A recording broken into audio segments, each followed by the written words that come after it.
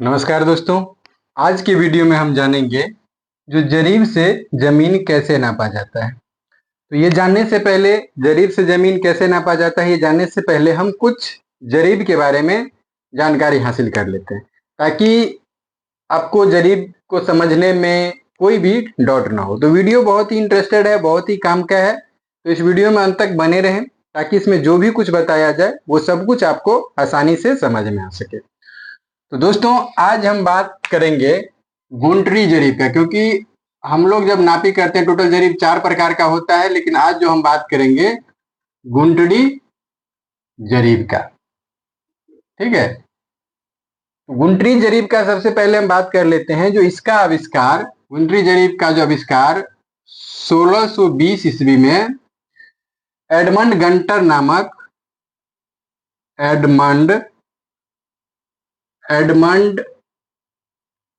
Günter नामक व्यक्ति ने किया था। एडमंड गंटर तो था जो इंग्लैंड का बहुत ही बड़ा गणित विशेषज्ञ था। ठीक है, तो ये भी जान गए जो 1620 ईस्वी में गंटरी जरीब का आविष्कार एडमंड गंटर ने किया था, और इसके ही नाम पे इस जरीब का नाम पड़ा गंटरी जरीब। ठीक, यहां तक तो क्लियर है। तो अब आगे बढ़ते हैं, जरीब के बारे में कुछ और जानकारी हासिल कर लेते हैं। ये जो टोटल दोस्तों जरीब होता है ये क्या होता है, 10 भाग में बटा हुआ रहता है। टोटल 10 कड़ी का 10 फ्लॉग यानी 10 पार्ट में बटा हुआ रहता है। जैसे मान लीजिए इस तरह से एक हैंडल रहता है, यहाँ पे एक कड़ी सिकरी दिया हुआ रहता है, फिर 2, फिर 3, फिर 4, फिर 5, फिर 6, फिर 7, फिर 8, फिर 9, फिर 10वां पर जब जाइएगा तो इस तरह का एक फर्स्ट तिनकोना लगा रहता है। तो इसको शॉर्ट भाषा में सीधा हम समझते हैं, जो यहाँ से यहाँ तक जो एक दूरी है जो फर्स्ट वाला लगा हुआ रहता है ये 10 कड़ी दर्शाता है। ठीक है, पहला हो गया 10 कड़ी, इस तरह से लगा रहता है, ये 10 कड़ी हो गया। अगर इसी में ये वाला 2 लटका 2 बना हुआ है, ये वाला 2 बना हुआ है, इसको थोड़ा हम लिख ही देते हैं तब आपको आसानी से समझ में आ जाएगा। जो ये समझिए जो इस तरह से एक लटका रहता है जरीब में, तो ये इंडिकेट करता है 10 कड़ी। ठीक, इसी तरह से अगर ये वाला 2 बना रहता है, ये वाला सब में अलग अलग रहता है, यानी 2 इस तरह से धातु का कुछ बना हुआ रहता है, तो ये इंडिकेट करता है 20 कड़ी। ठीक, फिर इस तरह से अगर 3 बना रहेगा, 3 ठो, इस तरह से 3 ठो, तो ये हो गया आपको 30 कड़ी। फिर इस तरह से अगर 4 बना रहेगा, 4 बना रहेगा, तो ये हो गया 40 कड़ी। ठीक है, फिर इस तरह से एक इस तरह से गोल बना रहता है, ये होता है 50 कड़ी। ठीक है, 50 कड़ी। जब फिर 50 से आगे चलिएगा तो इस तरह से जो सिंगल होता है ये हो जाता है 60 कड़ी। फिर इस तरह से जब डबल होता है तब उल्टा चलने लगता है, तो ये हो गया आपको 70 कड़ी। फिर जब तीन रहता है फिर से वापस 50 के बाद तो हो जाता है 80 कड़ी। फिर 4 रहता है तो ये हो जाता है आपको 90 कड़ी, और चौथा लास्ट वाला जो हैंडल रहता है ये तो 100 कड़ी पे रहता है। ठीक है, इतना तो समझ गए। तो दोस्तों अगर आप लोग इस वीडियो को यूट्यूब के माध्यम से देख रहे हैं तो चैनल को सब्सक्राइब कर लीजिए। अगर फेसबुक के माध्यम से देख रहे हैं तो पेज को फॉलो कर लीजिए, ताकि जमीन संबंधित नॉलेज, जमीन नापी संबंधित नॉलेज, हर तरह का नॉलेज आपको मिलता रहेगा। दोस्तों इस वीडियो के डिस्क्रिप्शन में बहुत सारा सोशल मीडिया का लिंक दिया हुआ रहता है, इस लिंक को जरूर फॉलो कर लीजिएगा, क्योंकि वहां से भी आपको बहुत सारा जमीन नापी का नॉलेज मिल जाएगा। इस चैनल पे लगभग अब तक 400-450 वीडियो डाला जा चुका है, और हमको नहीं लगता है जो अमानत संबंधित, जमीन नापी संबंधित कोई भी ऐसा टॉपिक होगा जिस टॉपिक पे हम अब तक वीडियो नहीं अपलोड किए हैं। तो आप लोग चैनल विजिट कीजिए, वहां से भी जाके देख लीजिए, बहुत सारे आपको वीडियो मिल जाएगा। तो यहां तक तो क्लियर हो गया। ठीक है, अब आगे चलते हैं।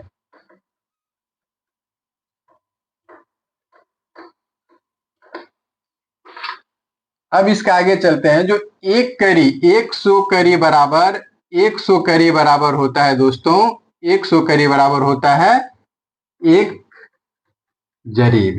ठीक है, एक कड़ी का एक कड़ी बराबर अगर लंबाई इंच में लीजिएगा तो होता है 7.92 इंच।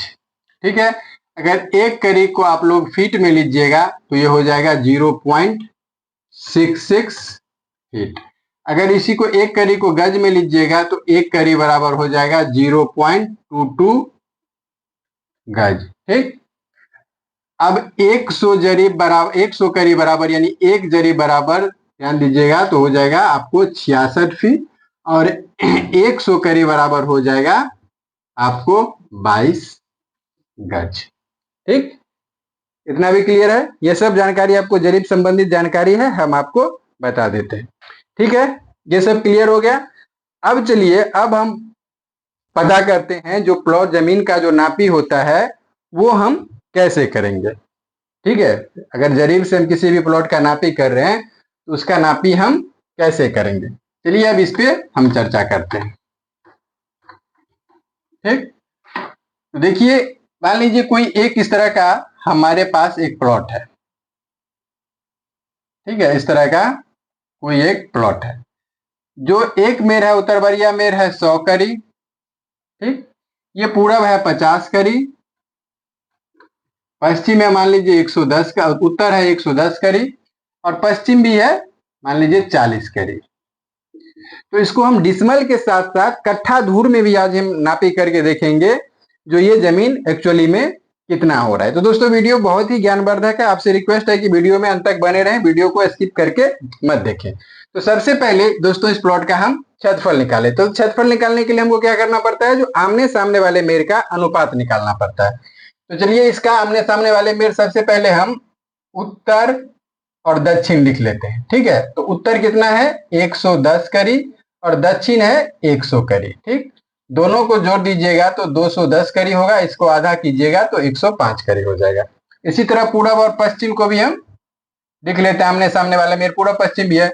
तो पूरब हो गया 50 करी और पश्चिम हो गया 40 करी, दोनों को जोड़ दीजिए तो 90 हुआ, 90 को आधा कर दीजिए तो 45 हुआ। अब ये जो दोनों का औसत हुआ उसको क्या करना है, हमको आपस में गुना करना है।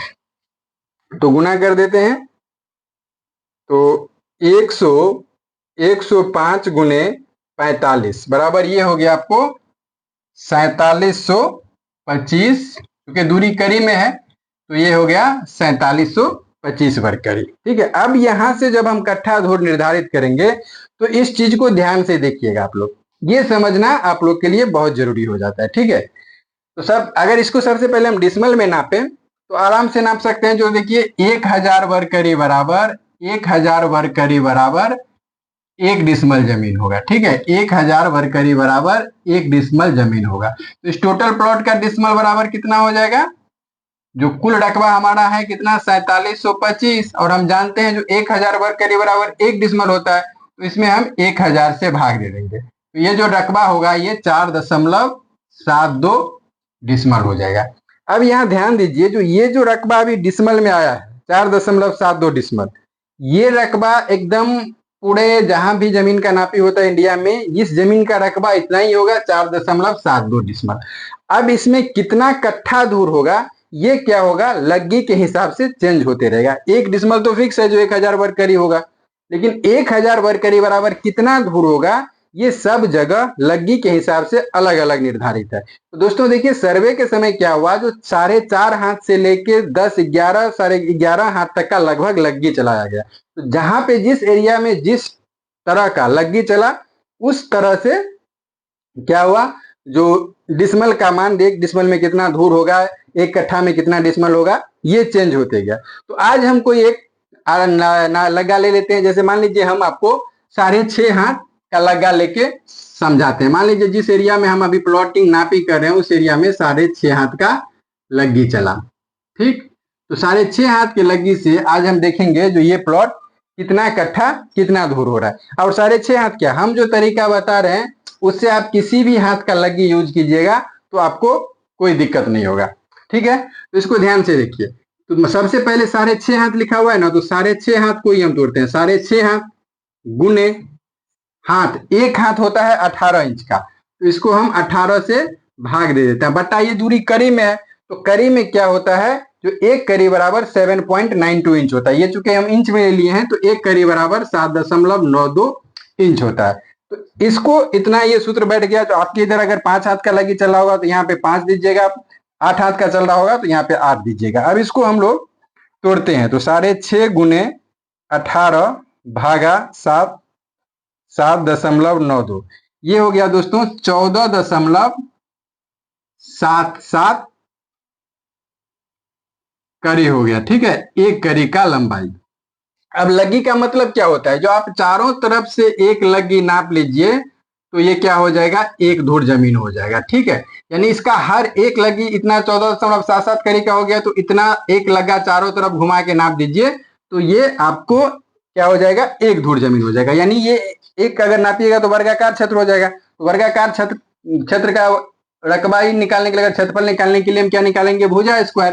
तो भुजा स्क्वायर में 14.77 गुने 14.77 कर देते हैं। ठीक है, इस बात को समझ गए ना। जो एक एक लगी अगर हम चारों तरफ नाप देंगे तो क्या होगा, जो एक धूर जमीन हो जाएगा। अब अगर समझिए, जो यहाँ भी 14.77, यहाँ भी 14.77, यहाँ भी 14.77, यहाँ भी 14.77।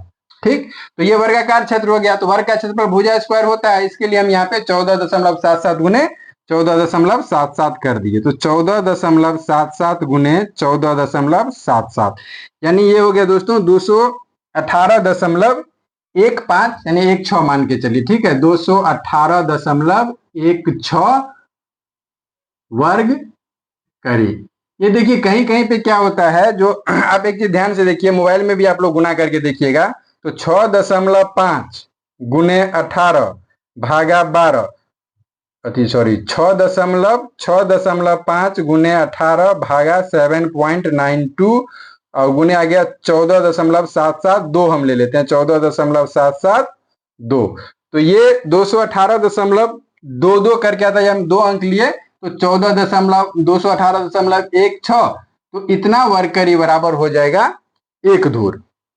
कितने हाथ की लगी से, 6.5 हाथ की लगी। जिसको बोलचाल के भाषा में कोई 17 भी बोलता है, कोई 18 भी बोलता है, कोई 19 भी बोलता है, तो इतना से कोई फर्क नहीं पड़ता है। अब समझ लीजिए, जो एक धूर बराबर यहाँ पे रकबा हो गया, एक धूर बराबर यहाँ पे रकबा हो गया 218.16 वर्ग करी। तो कुल रकबा कितना हो जाएगा इस प्लॉट का रकबा, तो कुल रकबा कितना है 4725। तो 4725 में एक धूर बराबर कितना है 218.16, तो इसमें हम 218.16 से भाग दे देंगे तो क्या होगा, धूर निकल जाएगा। ठीक है, तो 4725 भागा 218.16, यानी ये हो गया 21.65 धूर। ठीक है, इतना क्या हो गया, धूर हो गया। टोटल रकबा 21, एक बार फिर से जोड़ को चेक कर लेते हैं। तो 4725 भागा 218, 21.67 हुआ ना, 218.16, सॉरी 4725 भागा 218.16, यानी 21.65 धूर हो गया।